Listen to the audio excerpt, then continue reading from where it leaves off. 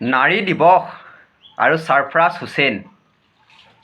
হয়, যোৱাকালি নাৰী দিৱসৰ দিনাখন আচলতে নাৰী আমাৰ অসমত কিমান সুৰক্ষিত। যোৱাকালি বঙাইগাঁও জিলাত নাৰী দিৱসৰ দিনাখন এজনী অসমীয়া জীয়ৰীক প্ৰেমৰ চালনাৰে মাতি নি পেলাই প্ৰথমতে ধৰ্ষণ, তাৰ পাছত প্ৰমাণ নাৰাখিবলৈ যুৱতীগৰাকীক হত্যা কৰিলে। এয়া হৈছে অসমৰ জীয়ৰী আৰু বোৱাৰীৰ অৱস্থা। আমি বিভিন্ন সময়ত কৈ আহিছিলোঁ নহয়, এই মুছলমান সমাজৰ পৰা কেৱল মাত্ৰ অসুৰ জন্ম হয় বুলি। এয়া তেওঁলোকৰ প্ৰমাণ। তেওঁলোকে যি শান্তিৰ কথা কৈ থাকে, এয়া তেওঁলোকৰ প্ৰমাণ। বিভিন্ন সময়ত তেওঁলোকে প্ৰমাণ দি আহিছে। যোৱাকালি পুনৰ এজনী অসমীয়া জীয়ৰীক প্ৰেমৰ চালনাৰে মাতি নি পেলাই ধৰ্ষণৰ পিছত হত্যা কৰিলে। এয়া হৈছে মুছলমান সমাজৰ তেওঁলোকৰ ভিতৰত সোমাই থকা অসুৰৰ পৰিচয়। তেওঁলোকে বিভিন্ন সময়ত দি আহিছে তেওঁলোকৰ অসুৰৰ পৰিচয়। যোৱাকালি পুনৰবাৰ আকৌ দিছে অসুৰৰ পৰিচয়। আমাৰ অসমৰ জীয়ৰী আৰু বোৱাৰীসকলে অকণমান বুজাটো জৰুৰী।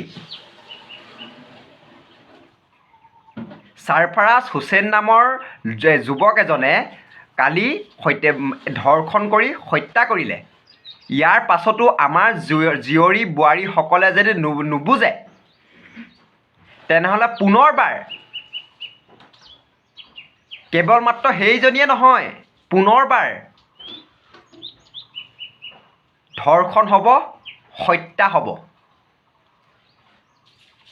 আৰু এই মুছলমান সমাজৰ পৰা এই অসুৰসকলে এটা এটাকৈ সৃষ্টি হৈ থাকিব, ধৰ্ষণকাৰী এটা এটাকৈ সৃষ্টি হৈ থাকিব, হত্যাকাৰী এটা এটাকৈ সৃষ্টি হৈ থাকিব। অসমীয়া জীয়ৰী বোৱাৰীক ধৰ্ষণ কৰিব, হত্যা কৰিব। এয়া হৈছে তেওঁলোকৰ স্বৰূপ। বিভিন্ন সময়ত তেওঁলোকে দেখুৱাই আহিছিলে তেওঁলোকৰ অসুৰৰ স্বৰূপ, পুনৰবাৰ আকৌ যোৱাকালি দেখাইছে। আৰু চবতকৈ ডাঙৰ কথা, সকলোতকৈ ডাঙৰ কথা, তেওঁলোকৰ এটা জেহাদী সংগঠনে এই সৰফৰাজ হুছেইন নামৰ যুৱকজনক এটা ৬০,০০০ টকীয়া আইফোন লোভ লগাবলৈ কাৰণে হাতত তুলি দিছে। এয়া হৈছে তেওঁলোকৰ সমাজৰ সংগঠন। এয়া হৈছে তেওঁলোকৰ শান্তি সম্প্ৰীতিৰ কথা কৈ থকা মুছলমান সমাজৰ এই আসুৰিক এই চৰিত্ৰ। তাৰ ওপৰতো যদি আমি মাত মাতোঁ, মুছলমান সমাজৰ ওপৰত এই অসুৰসকলৰ ওপৰত যদি আমি মাত মাতোঁ, আমাৰ জীয়ৰী বোৱাৰীসকলে আমাক গালি পাৰে। যোৱাকালি এটা ষ্টেটমেণ্ট দিছে এজনী আমাৰ অসমীয়া জীয়ৰীয়ে, যে লাউড স্পীকাৰৰ ওপৰত আমি যেতিয়া মন্তব্য ৰাখিছিলোঁ, আমাক কৈছে কিহৰ কাৰণে বন্ধ কৰিব লাগে, আমি তেওঁলোকৰ লগত মিলি আছোঁ, আমি শান্তি সম্প্ৰীতি বজাই আমি তেওঁলোকৰ লগত একেলগতে থাকি মিলি আছোঁ বুলি কৈছিলে এজনী অসমীয়া জীয়ৰীয়ে। মোৰ ফেচবুক এই লাইভটোৰ তলত কমেণ্ট মাৰিছিলে, মোক বেয়া বেয়াকৈ কৈছিলে। এয়া হৈছে অসমীয়া জীয়ৰী আৰু বোৱাৰীৰ অৱস্থা। আৰু সেই ছোৱালীজনীক মই স্পষ্টকৈ কৈছিলোঁ, যোনদিনাখনেই মুছলমান সমাজৰ এই অসুৰে তোক ধৰ্ষণ কৰিব, সেইদিনাখনেই মাত মাতিম। আৰু হ'বই নাপালে, বেছিদিন হ'বই নাপালে, যোৱাকালি এইটো কমেণ্ট লিখাৰ পিছত আজি তাৰ হাতে হাতে প্ৰমাণ পালোঁ। এজনী অসমীয়া জীয়ৰীক ধৰ্ষণ কৰিলে, তাৰপিছত হত্যা কৰিলে।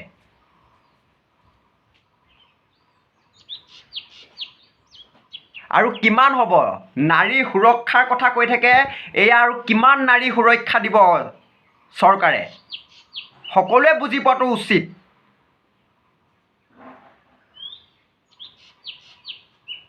তেওঁলোকৰ সমাজে যি বাৰম্বাৰ তেওঁলোকৰ চৰিত্ৰ, আসুৰিক চৰিত্ৰ দেখুৱাই আছে, সেই তাক বুজি পোৱাটো উচিত। নহ'লে যে অসমীয়া জীয়ৰী আৰু বোৱাৰী এই ৰাজপথত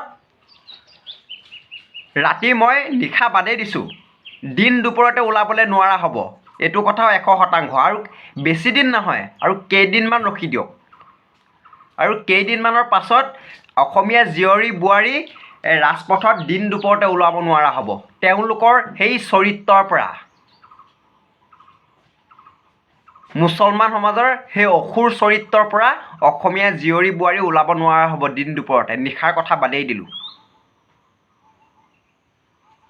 এতিয়া চৰকাৰেতো এই বঙাইগাঁও জিলাৰ ওপৰত বিহিত ব্যৱস্থা গ্ৰহণ কৰিব লাগিব এই ছাৰফৰাজ হুছেইন তেওঁৰ লগত কেইবাজনো বন্ধু আছে এতিয়াতো ব্যৱস্থা গ্ৰহণ কৰিব লাগিব নহ'লে ছাৰফৰাজ হুছেইনো নাথাকিব তেওঁলোকৰ বন্ধুও নাথাকিব সেইটো কথা স্পষ্ট কৰি দিছোঁ আৰু আমাৰ জীয়ৰী বোৱাৰীসকলে অসমীয়া জীয়ৰী বোৱাৰীসকলে একদম হাতযোৰ কৰি অনুৰোধ কৰিছোঁ বুজি পাওক সময় থাকোঁতে অন্যথা কিন্তু ধ্বংস অনিবাৰ্য ধন্যবাদ জয় আই অসম